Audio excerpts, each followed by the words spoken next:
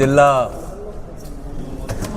ప్రజలు రాజకీయ పార్టీల అందరి నినాదం ఒకటే, లాంగ్ లివ్ ఆర్డిటి అనేటువంటిది. ఎందుకంటే ఆర్డిటి చేసిన సేవలు చాలా ప్రశంసనీయమైనటువంటి సేవలు.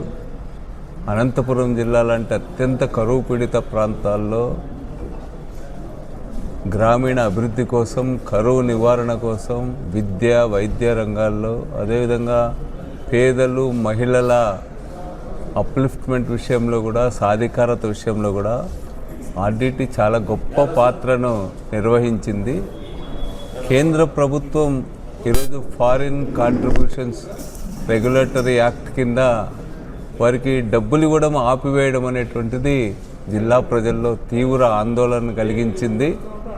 పునరుద్ధరించాలని ముక్త కంఠంతో అందరం కూడా కోరుతా ఉన్నాం.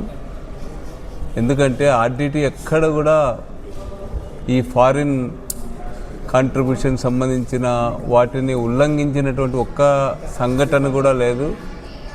జిల్లాలో వారి కాంట్రిబ్యూషన్ని ప్రభుత్వం చూడాలా. ఏదో టెక్నికల్గా ఒకటి రెండు చిన్న పొరపాట్లు ఎవడైనా కూడా చేస్తాడు. చిన్న పొరపాట్లు ఏదైనా ఉంటే వాటిని పక్కన పెట్టి జిల్లా ప్రజల మనోభావాలను గుర్తుపెట్టుకొని మళ్ళీ కూడా ఫండ్స్ని పునరుద్ధరించాలని. ఆ కార్యక్రమాలు ఆగిపోవడం అంటే జిల్లాకు తీరని నష్టం కలిగిస్తుంది. ఎక్కడో విదేశాల నుంచి తెచ్చి ఈ జిల్లా అభివృద్ధి కోసం వారు చేసినటువంటి సేవలు, ముఖ్యంగా ఫెర్రర్ గారికి జిల్లాలో ఉంటున్నటువంటి పేద ప్రజలు దేవుళ్లాగా కొలుస్తారు. అందుకనే ఈ విషయంలో చంద్రబాబు నాయుడు గారు కూడా స్వయంగా జోక్యం చేసుకోవాలా.